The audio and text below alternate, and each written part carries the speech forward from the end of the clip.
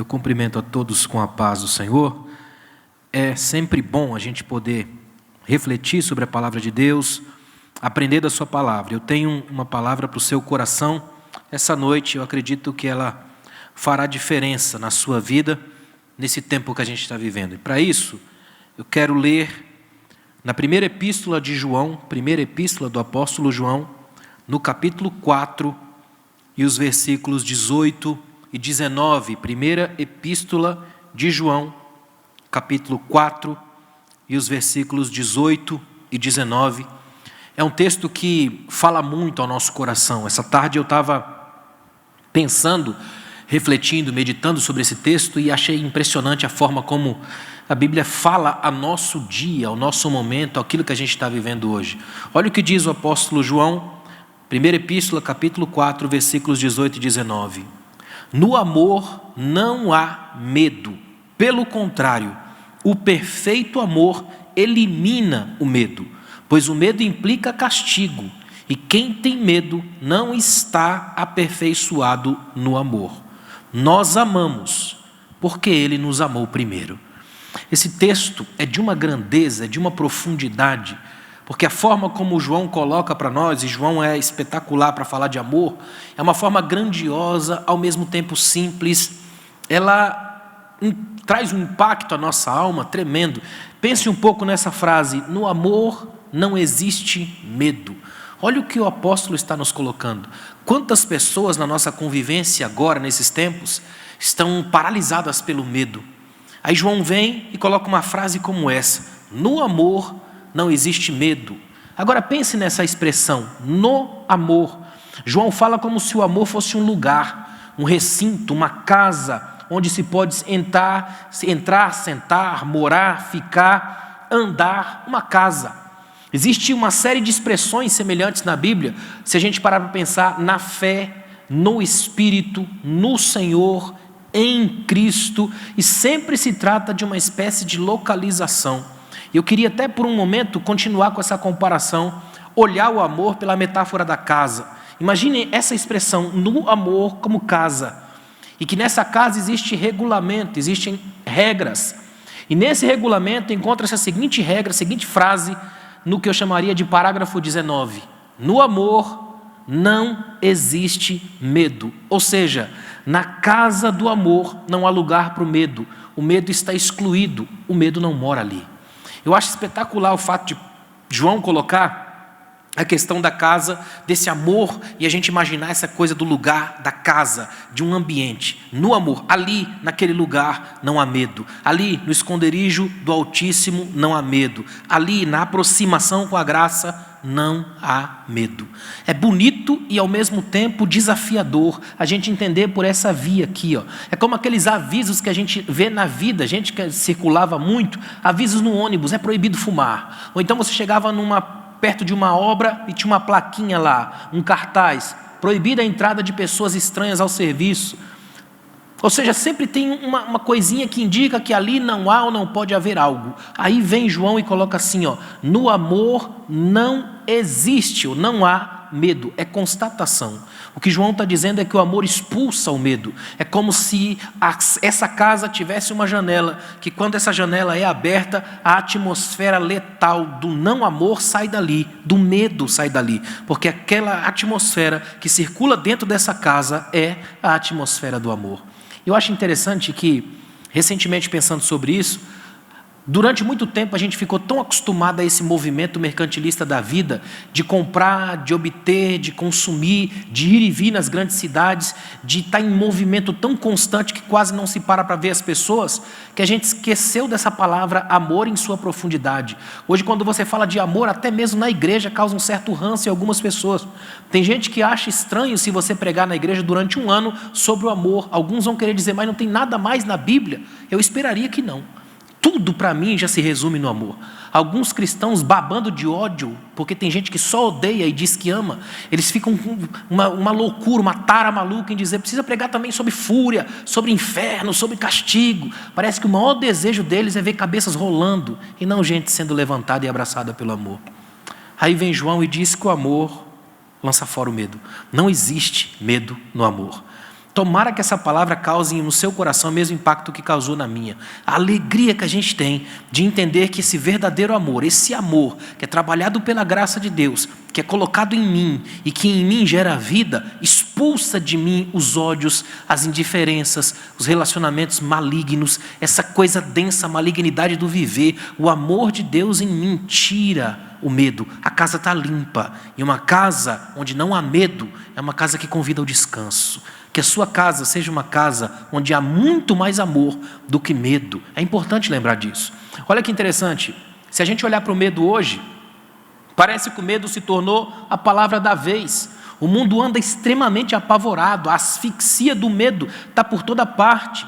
Existe o que Warren Wiersbe chama de crisisfobia, uma espécie de medo eterno do julgamento. E nesse sentido, quem sente medo, normalmente tem algo no passado que o assombra, tem algo no presente que o perturba ou algo no futuro que o ameaça. Muita gente vive emparedada pelo medo, algemada pelo medo. Tem medo de ir, medo de vir, medo de ser, medo de estar, medo de viver, medo de Deus, medo do casamento, medo da vida. Tem gente com medo da pandemia, mas também com medo de ficar em casa. São medos por todos os lados. E o medo tem essa incrível capacidade de se multiplicar. Medo é legião, aparece de diversas formas. Um provérbio antigo dizia que cada susto causa 100 medos diferentes. E o medo tem essa incrível capacidade de mostrar caras, garras, gritos e gerar sensações e emoções das mais diversas. Aí vem um único modo do amor, que é o amor de Deus excelso sobre nós, e que no texto também tem a ver com relações com os humanos. Expulsa o medo. O texto tem esse amor de Deus na profundidade, mas também tem esse amor como humano, como gente, expulsando o medo. Simon Kistemaker, no seu comentário sobre esse texto, ele traduziu essa frase para mim de um modo cirúrgico. Ele colocou assim, não há medo algum no amor. A ideia dele é de que são duas realidades completamente antagônicas, o amor e o medo. É como se o escritor dissesse assim, eles não convivem, não dá para misturar água e óleo, não dá para misturar amor e medo. Onde um está, o outro necessariamente some. Não há como conviverem os dois. Se há verdadeiro amor, esse medo é expulso, ele sai dali. Não existe no amor o medo. Nessa casa, eles não estão juntos. Eu estou dizendo tudo isso para chegar em alguns pontos daqui a pouco que eu tenho certeza que vão iluminar nossa mente. João diz, na sua frase linda, que o perfeito amor lança fora o medo. E não se trata aqui de um amor sem defeitos, porque se fossem defeitos é só de Deus, só Ele é assim. Aqui dentro da organização do texto, trata-se do nosso amor, da nossa relação. É por isso que ele vai dizer, por exemplo, que o amor é aperfeiçoado em nós. No versículo 16, conhecemos o amor que Deus tem por nós e cremos nesse amor. E por aí vai. No versículo 20 ele vai dizer, se alguém diz eu amo a Deus e odeio o seu irmão, é mentiroso. Então esse amor que ele está colocando aqui é completude. É um amor sem segundas intenções, sem malabarismos sentimentalistas, é pura entrega, é uma conversa com o outro. Traduzido para nós hoje, é a gente estar em casa e estar completo, inteiro, amando quem está lá e o que estamos fazendo, para não criar apenas um momento onde eu estou junto, mas uma vida que se compartilha no mesmo lugar. É curar as nossas relações. Eu espero que nesse tempo de tanta aproximação, às vezes até forçada, a gente cure as nossas relações e o amor lance fora o medo que havia de continuar juntos, o medo que havia de empreender novos projetos, o medo que havia de existir um novo tempo.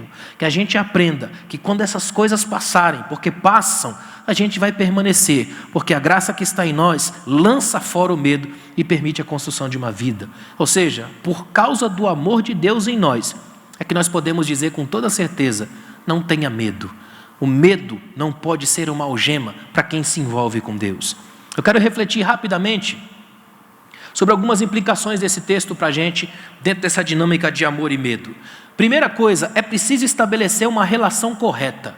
Como é fundamental você entender isso aqui? Coloque isso no seu coração, anote na agenda, onde você estiver anotando. É preciso estabelecer uma relação correta. Diante dessa coisa de amor e medo, é uma dialética, você tem que saber de que lado está. É preciso estabelecer uma relação correta. Eu coloquei aqui, o texto de João é perfeitamente construído dentro dessa lógica. Amor e verdade, medo e mentira.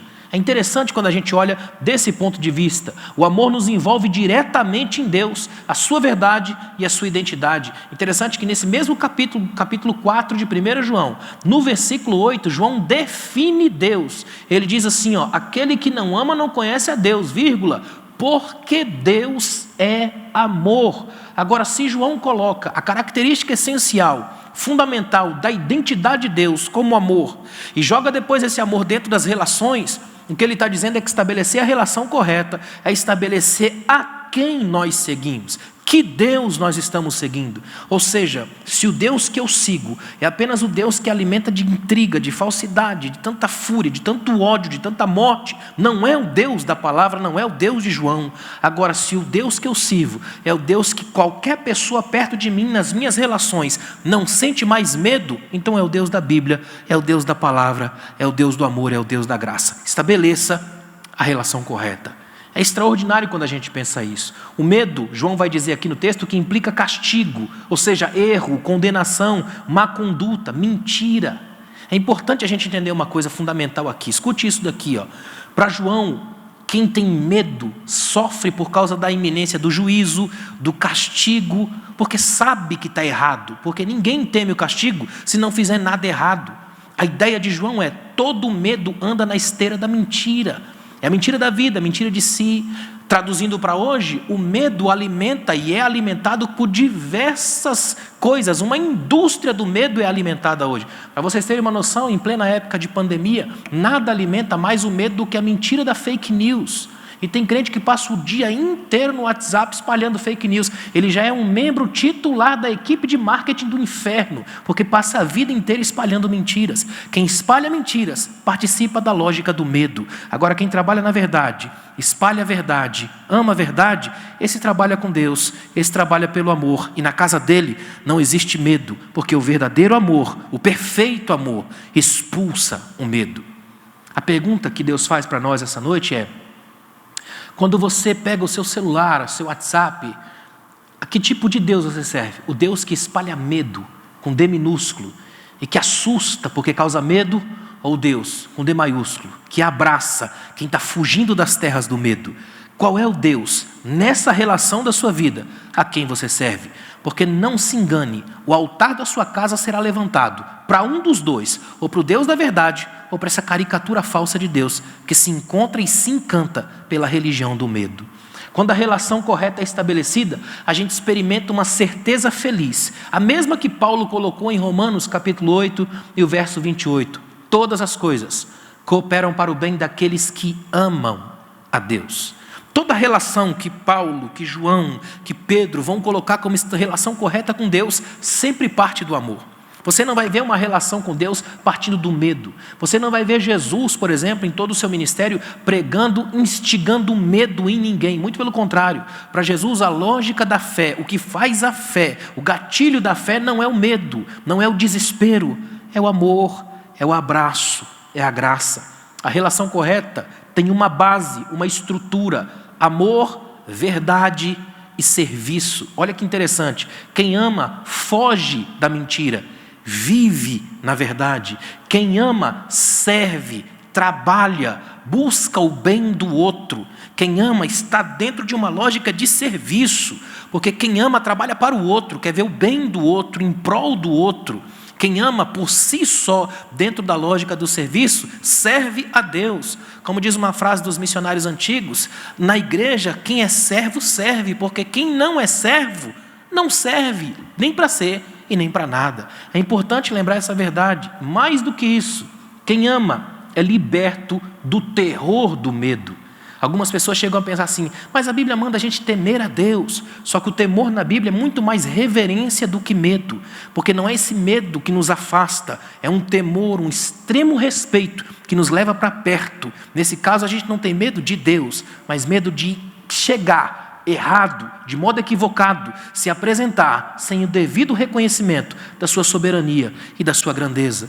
Portanto, estabeleça hoje aqui a relação correta. Eu aplico isso à sua vida agora. Estabeleça a relação correta da sua história de vida. É amor ou é medo? Porque os dois não dá. Ou você estabelece o amor, ou você será estabelecido, apequenado, estreitado pelo medo. Segundo lugar, o amor nos aperfeiçoa. E olha que coisa tremenda. No final do versículo 18, João diz algo que, quando percebido na sua profundidade, naquilo que ele esconde nas entrelinhas, é capaz de projetar as melhores expectativas do futuro, mesmo numa negatividade. Porque no versículo 18 ele diz assim, quem tem medo não está aperfeiçoado no amor.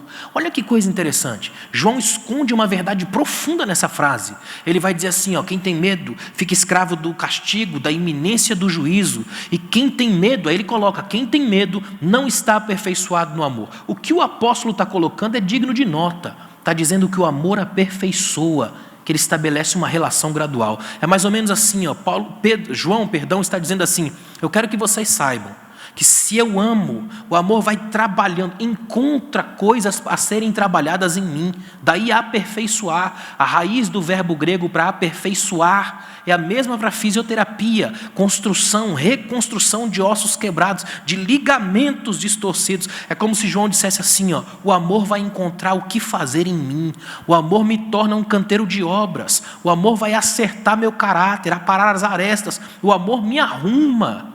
O medo me destrói, deforma, mas o amor me aperfeiçoa. O amor amadurece, ajusta as arestas, ele projeta, melhora, restaura. Interessante que o medo, na mentalidade de Joanina, é um anti-amor.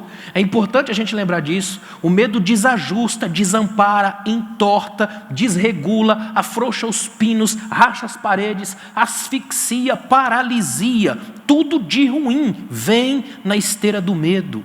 Ou seja, se o amor acha em mim o melhor para fazer, o medo acha em mim o que destruir. Se o amor encontra serviços em mim, o medo presta desserviços à alma. Se o amor aproxima, o medo afasta. Então o medo para João é anti-amor. Quem não ama já está ferido e afogado no próprio medo.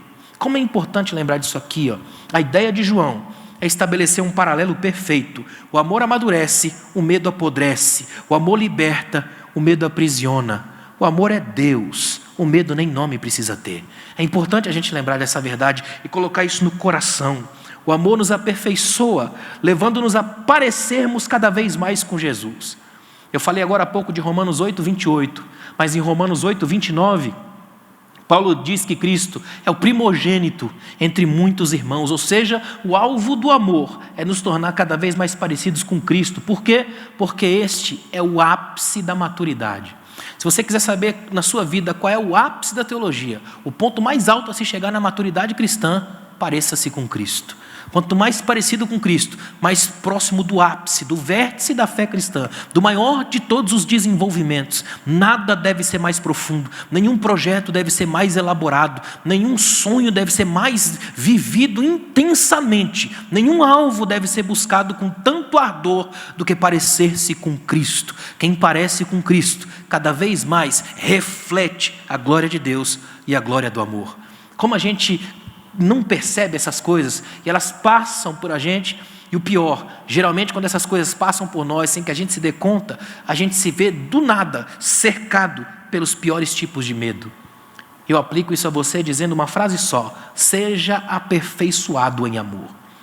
Acredito que Deus quer nesses dias usar esse momento histórico para aperfeiçoar em nós o amor. Ou seja, que os casamentos sejam mais amáveis, os filhos mais amáveis aos pais e os pais aos filhos. Relações sejam relações mais amorosas. Quando a gente voltar, que essa volta seja uma volta em amor e não apenas de novo numa correria contra estruturas ou a favor de instituições, mas que volte por amor. O verdadeiro amor, o perfeito amor, a completude do amor, o inteiro amor, seria a melhor tradução. O inteiro amor lança fora o medo. E terceiro lugar, olha que tremendo, Deus é a fonte do nosso amor. Guarde isso aqui no seu coração. Olha o que diz João no versículo 19. João dá para mim uma das declarações mais profundas e belas da teologia cristã. Ele grita assim, não amamos nós amamos, porque Ele nos amou primeiro. É tremendo isso. Versículo 19 é espetacular. Nós amamos porque Ele nos amou primeiro. É como se João estivesse dizendo, nós não amamos porque nós demos o primeiro passo. Nós amamos porque Ele nos amou primeiro. Nosso amor não é uma proposta, é uma resposta, um resultado direto da ação libertadora de Deus. É Deus ter encontrado em mim alguma coisa para amar, e porque Ele encontrou em mim algo para amar e me amou, eu respondo a esse amor também amando, porque Ele já derramou do seu amor em mim, de modo que agora eu posso de novo devolver a Ele. É extraordinário isso.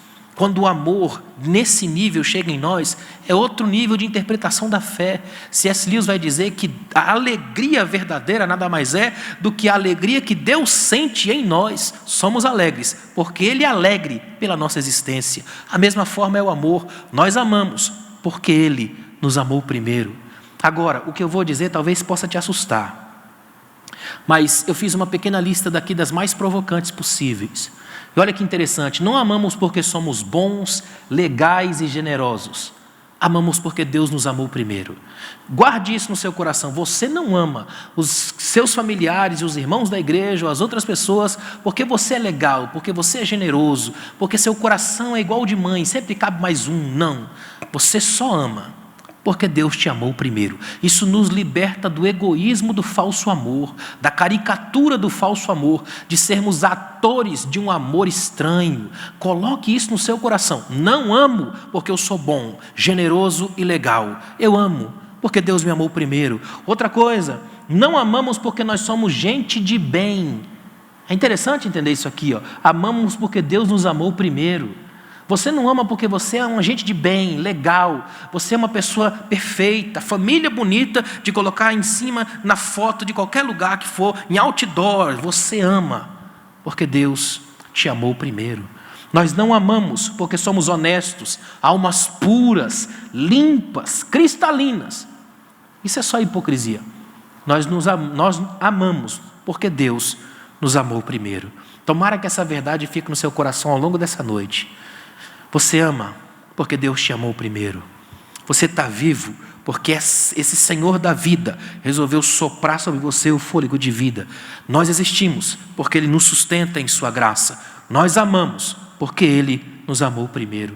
Agora escute uma coisa, quando a gente diz assim, Ele nos amou primeiro, não caia na tentação de achar que Ele te amou porque viu você como algo bonitinho, interessante e resolveu amar. Não, o estado em que estávamos, quando Deus nos amou, não era um estado de perfeição e brilho. Paulo escreveu sobre isso aos Efésios, no capítulo 2, versículos 1 a 7, que eu faço questão de ler para você. Olha o que Paulo escreveu. E vos vivificou, estando vós mortos em ofensas e pecados, em que noutro tempo andaste segundo o curso deste mundo, segundo o príncipe das potestades do ar, do espírito que agora opera nos filhos da desobediência, entre os quais todos nós também antes andávamos nos desejos da nossa carne, fazendo a vontade da carne e dos pensamentos, e éramos por natureza filhos da ira, como os outros também. Mas Deus, que é riquíssimo em misericórdia, pelo seu muito amor com que nos amou, estando nós ainda mortos em nossas ofensas, nos vivificou juntamente com Cristo, pela graça sois salvos, e nos ressuscitou juntamente com Ele, e nos fez assentar nos lugares celestiais em Cristo Jesus, para mostrar nos séculos vindouros as abundantes riquezas da sua graça, pela sua benignidade para conosco em Cristo Jesus. Olha o que Paulo está dizendo. Paulo escancara um raciocínio daquele que é capaz de assustar qualquer pessoa que se ache demais. Paulo está dizendo assim, ó, de fato, Ele nos amou, mas nos amou quando éramos pecadores, nos amou quando estávamos mortos em nossos delitos e pecados, nos amou quando não éramos nada, nos amou quando nem a gente tinha mais condição de se amar. Ele nos amou. É aqui que vem João e pega o gancho, faz um gatilho de pensamento teológico e diz, Ele nos amou primeiro. Ou seja, nossa alegria é saber que não tínhamos qualquer possibilidade de ser amáveis, mas Ele nos amou. Robert Frost escreveu que nós nem amamos, o que nós temos é um desejo irresistível de sermos irresistivelmente desejados. Só Deus para nos amar, sem que nós pudéssemos dar nada em troca. Só Deus para nos amar primeiro. Deus nos amou primeiro, portanto, Deus é a fonte do nosso amor. Nós somos apenas ressonâncias desse amor. Deus nos amou quando não merecíamos, portanto, nosso amor não deve ser um resultado de merecimento. Não devemos amar apenas os amáveis e os competentes. Não devemos amar só aqueles que a gente gosta, que passam no nosso crivo, que tem a ver com o nosso movimento, que pensa de acordo com a nossa caixa. Isso não é amor, é apenas repetir o nosso próprio ego, é esperar ouvir na boca do outro tudo aquilo que a gente sempre pensou. É aqui que você não pede opinião, você escuta a sua, saindo da boca das pessoas. Esse amor genuíno é o amor que olha para o contraditório, que entende aquele que não é do meu jeito, do meu estilo, da minha vibe, que não anda comigo, mas que eu entendo, que tem uma importância em Deus, porque Deus o amou primeiro. Agora olha que interessante, Deus nos amou quando estávamos mortos, portanto, seu amor deu-nos vida, e nosso amor deve infundir vida nas relações mortas. Significa que quando a gente ama do ponto de vista de Deus, tudo ao nosso redor ganha vida, as relações ganham vida, as pessoas ganham vida, nós ganhamos vida, os nossos sonhos ganham vida, a igreja ganha vida, tudo gera vida. Aí eu não sei se você percebeu que o medo até saiu do discurso. Por si só, o perfeito amor lança fora o medo. Não precisa nem fazer malabarismos semânticos. Só de falar do amor, de enaltecer o amor e a ação redentora e amorosa de Deus, o medo sai pela primeira porta que encontra, porque o medo não consegue se criar onde há esse emaranhado da vida. Coisa tremenda que é isso. Eu estava pensando esses dias em como Deus fez para tirar o medo da relação. E Ele faz isso em toda a Bíblia, numa coisa linear que eu queria que você pensasse comigo agora. Olha que interessante. Imagine, por exemplo, toda a aparição de Deus no Antigo Testamento, ela é sempre assustadora. É interessante isso. Toda vez que Deus aparece, seja numa manifestação angélica, seja em alguma coisa gigante, sempre vem uma manifestação de Deus tremenda e uma frase: não temas. Essa frase lá não é bonita como é hoje. Essa frase lá no Antigo Testamento é a percepção do medo. É como se Deus tão grandioso chegasse perto dos seus filhos e assustasse pelo imenso poder. Porque esse é o problema do poder, ele nunca conquista, ele só ameaça. Imagine, por exemplo, eu estou viajando e eu, na minha viagem, sonho em voltar para casa, encontrar com meu filho, e quando eu chego em casa, que abro a porta da casa e vou abraçar meu filho corresse para trás da minha esposa com medo de mim. Como eu me sentiria? Imagine eu ter que chegar para o meu filho e falar: não temas, sou eu, teu pai, eu quero te amar, só quero te abraçar. Imagina toda vez que aparecer para o meu filho eu ter que colocar essa frase no meio: não temas. Aí ele faz 400 anos de silêncio e procura um jeito de entrar na relação, abraçar seus filhos, sem passar pelo medo. E ele encontra, porque o tempo passa, e o verbo se faz carne, habita entre nós, e agora é um bebê no colo de Maria, e não há bebê que bote medo em alguém. Ele tirou o medo da relação, e porque ele arrancou o medo da relação, ele trouxe o carinho, o afeto, o amor, o Abba, a figura do pai, aquele que está na casa, e nesta casa o medo não fica, é o amor, o dono de todas as coisas. Eu queria que essa palavra ficasse no seu coração, para que você passasse por esse tempo, sabendo que o medo sai, quando o amor se enraiza e se estabelece. Levante um trono bem no meio da sua casa e coloque o amor entronizado lá. O medo não suportará a presença do amor. Eu quero fazer uma oração por você, pela sua casa e pela sua família. Ó Deus, obrigado por essa noite. Obrigado pelos teus filhos que estão, de algum modo, acompanhando essa palavra, que estão ouvindo essa palavra e que estão crendo, Pai, que sairão daqui diferentes, porque esta palavra mexerá no coração deles, que eles se levantarão e colocarão um trono ao amor no meio da casa. Que esse amor seja derramado sobre cada coração a tal ponto que o medo tenha que sair desesperado dessas casas, não encontre mais lugar no meio das nossas famílias, das nossas casas, que o amor esteja habitando as nossas tendas, cura as nossas relações, a nossa vida, a tal ponto que a gente possa com toda certeza dizer: eu não tenho mais medo, porque somos libertos pelo amor e pela graça de Deus. Obrigado, Senhor, por cada vida, em nome de Jesus. Que a bênção de Deus esteja sobre a sua casa. Obrigado, pastor.